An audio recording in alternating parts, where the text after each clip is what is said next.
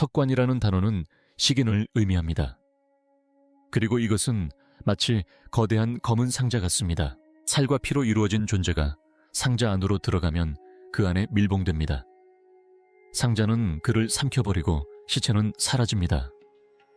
거대한 피라미드의 왕의 방 안에 있는 화관감 석관은 너무 커서 어떤 통로로도 들어갈 수 없었습니다. 그래서 건설 당시 내부에 밀봉되었습니다. 그곳에는 절대로 시신을 안치할 수 없었을 것입니다. 그로욱 AI가 피라미드에 대해 수집된 모든 증거를 분석하고 연결해 본 결과 너무나 충격적인 결론에 도달하여 일부 연구자들은 이미 피라미드를 매장해야 한다고 주장하고 있습니다. 대피라미드를 중심으로 방위와 동서남북 방향으로 큰 원을 그리면 이 원들이 지구상의 다른 어떤 곳보다 더 많은 육지를 통과한다는 사실을 알게 됩니다. 즉, 대피라미드는 사실상 지구 육지의 중심에 위치하게 있다는 것입니다. 우리는 4,000년 동안 이 구조물들을 무덤이라고 불러왔습니다. 하지만 그록은 그것들이 훨씬 더 끔찍한 것이었다고 말합니다. 아무도 보고 싶어고 하지 않았던 모순들. 왕의 방은 인류 역사상 가장 야심찬 건설 프로젝트의 중심에 자리 잡고 있습니다. 230만 개의 돌블록, 일부는 무게가 80톤에 달합니다. 20년이 넘는 세월 동안 노동자들이 이 분마다 돌덩이 하나씩을 쌓아 올렸습니다. 축구장 여러 개 크기에 달하는 넓이에 걸쳐 거의 완벽하게 수평을 이룬 기초. 내면은 0.500도 이내의 오차로 동서남북 방향과 정확히 일치했습니다. 이 모든 것, 모든 돌덩이, 모든 각도, 모든 세월의 노동이 아무것도 없는 방을 위해 받쳐진 것입니다. 벽화도 비문도 상형 문자도 없습니다. 이집트 학자들은 피라미드가 무덤이며 과거 어느 시점에 도굴당했을 것이라고 말하기를 좋아합니다. 하지만 사실은 20세기에 우리는 중심부에 위치한 왕의 방이라고 할 수 있는 공간이 온전히 보존된 피라미드들을 여러 개 발견했습니다. 그리고 그들이 석관을 열어보았을 때 그 석관 역시 비어 있었습니다. 그저 매끄러운 화강암으로 둘러싸인 텅 빈 돌 상자였을 뿐이죠. 우리가 그것을 석관이라고 부르는 이유는 그것이 무엇이었을지 상상할 수 없기 때문입니다. 4,000년에 걸친 연구에도 불구하고 역사상 가장 중요한 건축물인 피라미드에서 가장 중요한 방에 대해 그 누구도 내놓지 못한 최선의 설명은 우리는 모른다는 것입니다. 그러니 그냥 관이라고 부르죠. 자, 이제부터 이야기가 반전되기 시작하니 잘 들어보세요. 그 방을 지금까지 발견된 다른 모든 이집트 무덤과 비교해보세요. 왕들의 계곡은 채색된 벽, 금으로 만든 유물, 미라 유해로 가득 차 있습니다. 심지어 하급 귀족들조차도 정교한 장식으로 치장되었습니다. 이집트인들은 파라오를 저승으로 항해할 수 있도록 배 한 척을 통째로 함께 묻었습니다. 무덤의 모든 표면에는 주문과 기도문, 우주 지도가 새겨져 있었습니다. 그들은 죽은 자가 사후세계에서 필요로 할 만한 모든 것으로 무덤을 채우는데 집착했습니다. 무덤 안에는 젊은 파라오가 사후세계에서 유용하게 쓸 수 있는 수백 가지의 일상용품도 있었습니다. 옷, 작은 가구, 악기, 보드게임, 도구, 무기, 심지어 화장품까지. 그렇다면 왜 역사상 가장 위대한 파라오는 버려진 듯한 텅 빈 방에 묻혔을까요? 벽에는 그림 하나 없고 조각된 상징물도 없고 유물 하나 없었습니다. 무덤 장식을 상상할 수 있는 가장 신성한 행위로 여겼던 문명에서 고대 세계에서 가장 강력했던 통치자는 아무것도 받지 못했다는 것입니다. 베어스톤, 사이런스, MT, 고고학자들은 늘 도굴꾼들의 소행이라고 비난해왔습니다. 하지만 그 설명에는 치명적인 결함이 있습니다. 피라미드가 봉인되기 전에 그 유물이 안에 놓여 있었다는 점입니다. 만약 이곳이 매장실이었다면 왜 그 중심 유물을 물리적으로 반출할 수 없도록 만들었을까요?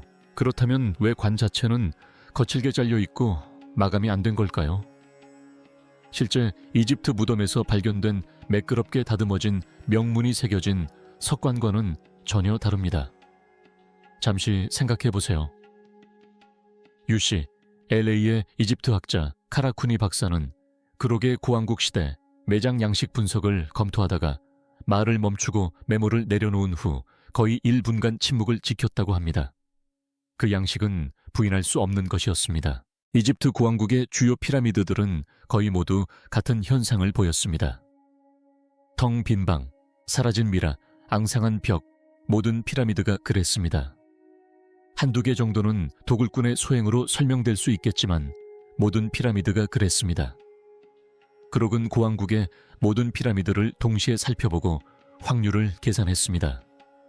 모든 주요 피라미드는 매장 흔적조차 남지 않을 정도로 철저하게 도굴당했습니다. 뼈 조각도, 아마포로 감싼 천도, 카노픽 단지의 잔해도, 돌 표면의 미세한 부패 흔적조차 찾아볼 수 없었습니다. 피라미드 구조물 자체는 수천 년 동안 거의 온전하게 보존되었지만 계산 결과는 전혀 맞지 않았습니다.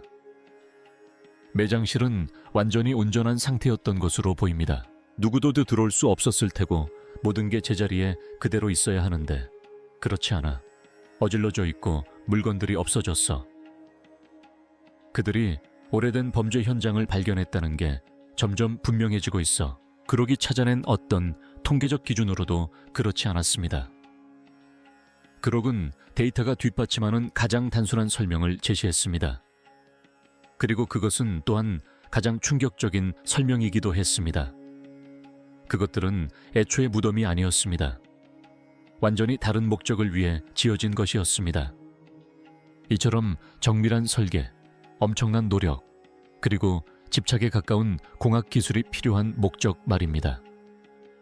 그록이 이 구조물 안에 숨겨진 진실을 발견하고 마침내 그 이유를 알고 싶다면 지금 바로 구독 버튼을 눌러주세요.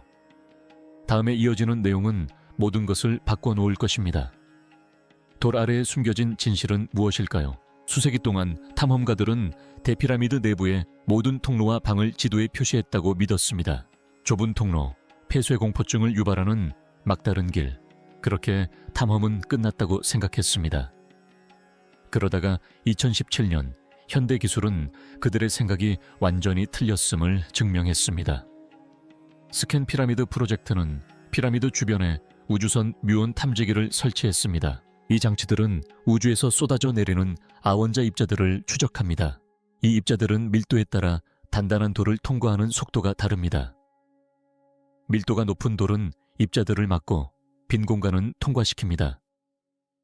물리학자 무티 타우비는 화면에 데이터가 나타나는 것을 지켜보며 의자에 기대앉아 아무 말도 하지 않았습니다. 방 안의 누구도 침묵을 지켰습니다. 30피트가 넘는 길이에 완전히 알려지지 않은 복도가 정문 근처에 숨겨져 있었습니다. 수천 년 동안 그 공간에는 인간의 발길이 닿지 않았다. 외부에서는 그 존재가 전혀 보이지 않았다. 타우비는 나중에 기자들에게 자신이 보고 있는 것을 믿기 전에 계측기를 3번이나 확인해야 했다고 말했다. 이곳은 지구상에서 가장 많이 연구된 구조물로 2세기 동안 수천 명의 연구자들이 조사했다. 그런데 어찌 된 일인지 이 통로는 그 누구도 발견하지 못했던 것이다. 건축가들이 무엇을 숨겼든 간에 그들은 200년이 넘는 세월 동안 현대 과학계 전체를 속일 만큼 완벽하게 숨겨놓았다. 자, 이제부터 소름 끼치는 부분이 시작됩니다. 그 숨겨진 통로는 하나뿐이 아니었습니다. 지표 투과 레이더 GPIR는 아무도 예상치 못한 위치에서 추가적인 빈 공간들을 발견했는데 그 모양은 건설 오류라고 하기엔 너무나 정확했습니다. 이것들은 무작위로 생긴 공기 주머니가 아니었습니다. 기하학적으로 일관성이 있고 의도적으로 배치되었으며 수세기 동안 그 통로를 걸어 다녔던 누구에게도 전혀 보이지 않았습니다. 그러고는 뮤온 데이터와 이 숨겨진 빈 공간들의 위치를 대조해 보았고 그 어떤 인간팀도 연결시키지 못했던 사실을 발견했습니다. 빈 공간들은 마치 내부 전체가 악기처럼 조율된 것처럼 방 내부의 음향 공명 패턴을 방해하지 않으면서 구조적 무게를 줄일 수 있는 정확한 위치에 배치되었습니다. 하지만 연구자들을 밤잠 못 이루게 한 부분은 바로 통로였습니다. 피라미드를 관통하는 이 좁은 통로들은 환기 기능을 전혀 하지 않습니다. 현대 분석에 따르면 이 통로들은 공기를 이동시키는 데에는 전혀 쓸모가 없습니다. 대신 이 통로들은 놀라울 정도로 정확하게 특정 별들을 가리키고 있습니다. 오리온 자리의 허리띠, 그리고 이집트 신화에서 죽음, 환생, 그리고 우주의 힘과 관련된 중요한 별자리인 시리우스 자리입니다. 2002년 이 통로 중 하나를 기어 들어가던 작은 로봇이 구리 손잡이가 달린 작은 돌문을 발견했는데 이 문은 밀폐된 방으로 가는 길을 막고 있었습니다. 로봇이 이 작은 문을 뚫고 들어가자 피라미드 안에 숨겨진 방이 나타났습니다. 리즈 대학교의 로봇 공학자 샤 화이트헤드 박사는 심장이 두근거리는 채로 몸을 앞으로 기울였다. 500년이 지난 지금도 무언가가 의도적으로 길을 막고 있었다. 그 문 뒤에는 또 다른 밀폐된 공간이 있었다.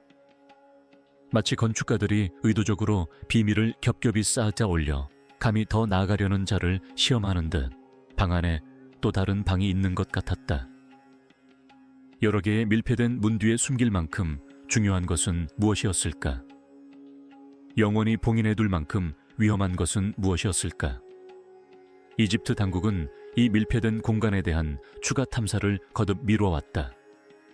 공식적인 이유는 취약한 건축물을 보호한다는 것이다.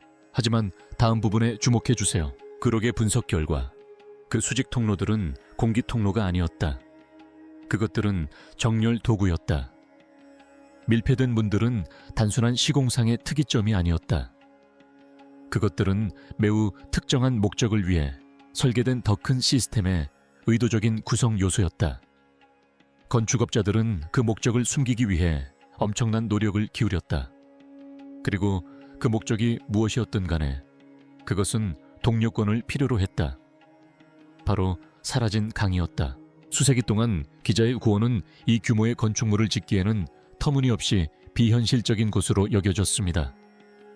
끝없이 펼쳐진 사막, 수온도 없고 수백만 톤의 돌을 척박한 땅을 가로질러 운반할 마땅한 방법도 없었기 때문입니다.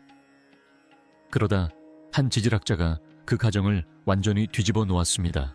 바로 그 박사였습니다. 노스캐롤라이나 대학교 윌밍턴 캠퍼스의 지형학자인 에만 고님은 고원에서 채취한 퇴적물 코어 샘플을 분석한 팀을 이끌었습니다. 결과가 나오자 군님은 자리에서 일어나 연구실을 가로질러 걸어가 팀원들을 모두 불러 모아 화면을 보여주었다. 피라미드 건설 당시, 지금은 아라마 지류, 피라미드의 지류라는 뜻라고 불리는 나일강의 거대한 지류가 건설 현장 바로 옆을 흐르고 있었다. 결코 작은 가을이 아니라 70톤이 넘는 화강간 블록을 실은 거대한 바지선이 지나갈 수 있을 만큼 넓고 항해가 가능한 수로였다. 사막은 아직 존재하지 않았습니다. 노동자들이 배에 돌을 싣는 모습을 묘사한 고대 벽화는 예술적 상상력의 산물이 아니었습니다. 그것들은 기록이었습니다. 하지만 중요한 것은 그록이 지질학자들보다 더 깊이 분석을 진행했다는 점입니다. 물은 단순히 운송수단이 아니었습니다. 이집트 우주론에서 나일강은 삶과 죽음, 그리고 재생의 영원한 순환을 상징했습니다. 매년 범람하는 나일강은 파괴와 재생을 동시에 가져왔습니다. 나일강은 이집트 문명의 심장과도 같았습니다. 모든 농작물, 모든 도시, 모든 사원은 나일강 덕분에 존재할 수 있었습니다. 고대 이집트인들에게 나일강은 단순한 지리적 경계가 아니었습니다. 그것은 창조의 생명줄과도 같았습니다. 이 신성한 동맥을 따라 피라미드를 건설함으로써 건축가들은 자신들의 건축물을 세계 전체의 상징적이고 기능적인 핵심에 깊이 새겨 넣었습니다. 피라미드는 단순히 물가에 자리 잡고 있었던 것이 아닙니다. 그것은 물의 역사와 깊이 얽혀 있었습니다. 이제 우리는 거대한 돌, 목재, 곡물 등 사람들을 먹여 살릴 주요 물자의 대량 유입이 나일강의 범람기에 일어났다는 것을 알게 되었습니다. 나일강은 범람하여 계곡을 덮고 수심이 7m 이상 높아진 깊은 수로를 가득 채웠습니다. 그리고 그들은 이러한 저수지와 수로 시스템을 마치 수력 양수기처럼 이용하여 필요한 물자를 운반했습니다. 피라미드 건물, 이제 이것을 주의 깊게 생각해 보세요. 흐르는 물은 미묘한 진동을 발생시킵니다. 특히 광물이 풍부한 지질층 아래를 흐를 때 약한 전기장을 생성합니다. 그룹은 지하 수로와 피라미드 기초 재료 사이의 상호작용을 잠재적인 에너지 결합으로 지적했는데, 이는 지질학, 수문학, 전기공학이라는 세 분야가 교차하는 지점에 위치했기 때문에 그 어떤 고고학 연구팀도 모델링해 본 적이 없는 것이었습니다. 이 세 분야는 거의 협력하지 않는 분야입니다. 고대의 강은 단순히 바지선의 통로가 아니었습니다. 그것은 에너지원이었습니다. 그록은 이러한 상호작용을 모델링하여 피라미드의 위치가 명성이나 가시성을 위해 선택된 것이 아니라 기능성을 위해 선택되었다는 결론을 내렸습니다. 건축가들은 고대 세계에서 가장 크고 무거우며 정밀하게 설계된 구조물을 지질학, 수문학, 그리고 재료가 하나의 시스템으로 상호작용할 수 있는 바로 그 위치에 세웠습니다. 그리고 그 시스템이 제대로 기능하려면 매우 특정한 건축 자재가 필요했습니다. 어떤 무덤에도 필요하지 않을 재료들이었습니다. 그리고 그록이 그 재료들이 실제로 어떤 작용을 하는지 분석했을 때 그 결과는 소름 끼쳤습니다. 돌에서 진동이 느껴졌습니다. 그록은 인간 연구자들이 늘 해왔던 것처럼 개별 구성 요소가 아닌 하나의 통합 시스템으로 피라미드의 건축 자재를 분석했고, 그 결과 우연이라고 하기엔 너무나 정확한 패턴을 발견했습니다. 여기서부터는 설명하기 불가능한 공학적 원리가 드러나니 잘 들어주십시오. 피라미드의 본체는 화석화된 조개 껍질이 촘촘히 박힌 고밀도 석회암입니다. 현대 분석에 따르면 이 석회암은 단순한 건축 자재보다 훨씬 더 미묘한 전도성을, 저성을 지니고 있습니다. 더 깊숙한 곳에서는 아스완에서 600m 이상 운반해온 화강감이 사용되었습니다. 화강감에는 석영 결정이 고농도로 함유되어 있는데, 석영은 반전기적 성질을 가지고 있어 기계적 압력이 가해지면 전기를 생성합니다. 잠시 생각해 보십시오. 수백만 톤에 달하는 피라미드의 엄청난 무게가 화강감으로 둘러싸인 방들을 끊임없이 누르는 바람에 반전기적 효과가 발생하기에 완벽한 조건이 조성되었습니다. 이 구조물은 수동적인 것이 아니었습니다. 이론적인 에너지가 아니라 존재 자체만으로 에너지를 생성하고 있었습니다. 상상할 수 없는 무게로 석영을 함유한 돌이 끊임없이 압축되면서 측정 가능하고 감지 가능한 전기적 전하가 발생했습니다. 그리고 이러한 현상은 구조물의 아무 곳에서나 일어나는 것이 아니었습니다. 바로 의식이 행해졌던 방, 사제들이 서 있던 방, 파라오가 신으로 선포되었던 방에서 일어나고 있었습니다. 그리고 모르타르가 있습니다. 바로 이 부분이 과학계를 뒤흔든 세부 사항입니다. 어떤 마법적인 방식으로든 이해가 갔을 겁니다. 우리가 마법이라고 부르는 그런 것 말이죠. 그들이 그런 선택을 하도록 이끈 영적인 힘이 있었음에 틀림없습니다. 프랑스 지오폴리머 연구소의 재료화학자인 조셉 데이비디츠 박사는 피라미드의 접착 화합물을 분석하는데 수년을 보냈습니다. 학회 발표 도중 슬라이드를 멈추고 연단 가장자리를 꽉 잡은 그는 청중에게 알려진 모든 고대 및 현대 접착 공정을 통해 해당 화합물의 공식을 분석해 보았지만 아무것도 찾지 못했다고 말했습니다. 그 모르타르는 현대 건축에서 볼 수 없는 독특한 화학적 특징을 가지고 있었는데, 놀라울 정도로 내구성이 뛰어나고 방수 기능도 있었으며, 그 구성이 너무나 독특해서 지구상의 어떤 연구소도 완벽하게 재현해낼 수 없었다는 것입니다. 그는 이제 피라미드의 일부가 조각된 것이 아니라 초기 형태의 지오폴리머 콘크리트를 사용하여 주조되었을 가능성이 있다고 믿습니다. 인공석을 틀에 부어 현장에서 굳힌 후 특정 구역에 흩뿌려 놓았습니다. 철이나 니켈과 같은 미량의 금속이 마치 전도성을 높이기 위해 의도적으로 배치된 것처럼 보이며 무작위로 분포된 것이 아닙니다. 그록은 구조물의 모든 재료를 조사하고 그 재료들이 만들어내는 전자기적 및 음향적 상호작용을 모델링했습니다. 그 결과는 명확했습니다. 전도성 석회암, 반자성 화강암, 그리고 사막의 태양 아래서 별처럼 빛나게 했던 반사성 토라 석회암 외장재. 너무나 매끄러워서 초기 저술가들은 수마일 떨어진 곳에서도 눈이 부실 정도라고 묘사했습니다. 밤낮으로 지평선을 압도하는 초자연적인 등대. 불가사의한 화학적 성질을 지닌 모르타르. 모든 재료는 외관이 아닌 기능을 위해 선택되었습니다. 피라미드는 단순한 기념물이 아니었습니다. 그것은 마치 공명하는 시스템처럼 우리가 이제야 측정할 수 있게 된 에너지로 조용히 진동하고 있었다. 4,000년 전 건축가들은 어떻게 파조, 전기적 특성을 이해했을까? 현대 화학자들이 해독할 수 없는 모르타르 배합법은 어떻게 개발했을까? 그록은 이러한 질문에 답할 수 없었다. 하지만 더 큰 질문에는 답할 수 있었다. 이 모든 것은 무엇을 위해 설계된 것일까? 그리고 그 답이 모든 것을 바꿔놓는다. 바로 믿음의 기계이다. 한마디로 통제. 기자의 고원 그림자 아래 서 있던 고대 이집트 농부에게 이 건축물들이 어떤 의미였을지 생각해 보십시오. 사막 위로 솟아오른 눈부신 흰 피라미드는 인상적일 뿐만 아니라 압도적인 존재감을 드러냈습니다. 햇빛 아래에서는 마치 지구에 떨어진 두 번째 별처럼 눈부시게 빛났고 달빛 아래에서는 기묘한 광채를 발했다. 그 규모는 공포와 미신, 그리고 처절한 생존 투쟁으로 가득 찬 세상에서 인간의 이성이 감당할 수 있는 범위를 넘어섰다. 그 구조물은 단순한 건축물이 아니었다. 돌에 새겨진 심리적 무기였다. 내부 방에서는 음향적으로 설계된 공간에서 의식이 행해져 진정으로 초자연적인 느낌을 자아냈다. 화강간 벽을 통해 저주파 진동이 맥동한다.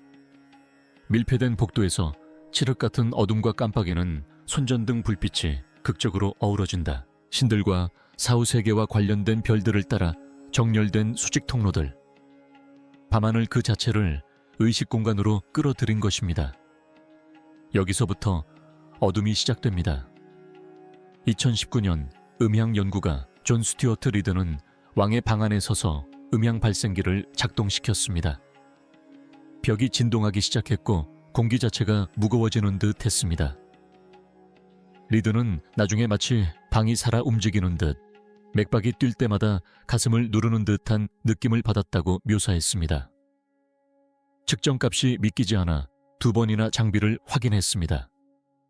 그의 장비는 110에서 120Hz 사이의 공명 주파수를 측정했습니다. 신경학 연구에서 인간의 뇌에서 의식의 변화를 유발하는 것으로 밝혀진 바로 그 범위입니다. 고대 건축가들은 4,000년 전에 돌의 기하학적 구조와 음향에 대한 이해만으로 이러한 주파수를 만들어냈습니다. 우리는 이제야 현대 콘서트홀과 성당들이 수백만 달러를 들여 재현하려는 주파수를 따라잡기 시작했습니다. 우리는 대피라미드를 매끄럽게 다듬어진 흰 석회암으로 덮인 거대한 특수 효과처럼 생각할 수 있습니다. 하지만 그들에게 그러한 특수 효과는 오락거리가 아니었습니다. 그들에게 그것들은 종교적인 것이었고 마법과도 같았습니다.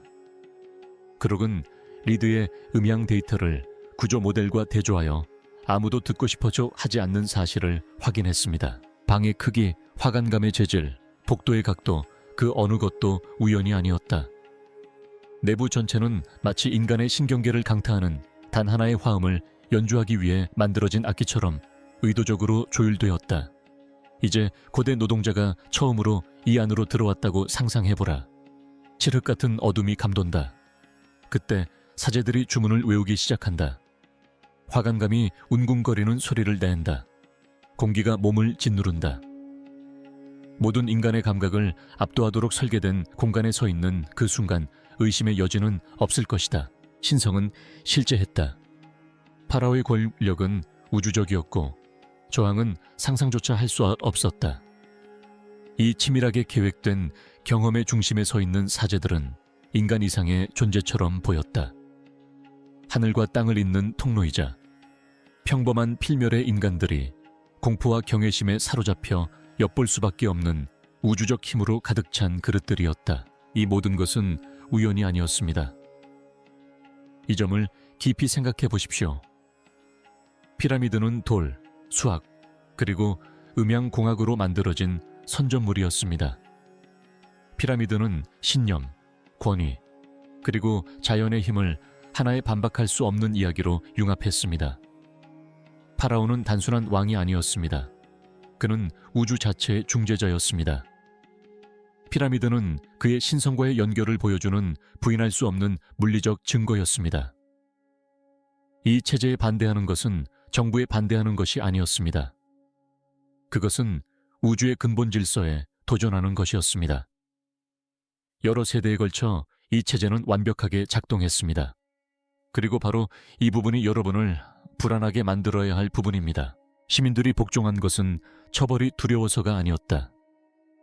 그들은 우주의 질서 자체가 자신들의 복종에 달려있다고 뼛속 깊이 그리고 온몸으로 떨리는 몸으로 확신했기에 복종했다. 모든 수확물의 11조, 모든 전쟁, 모든 세대가 의심 없는 봉사 속에 태어났다.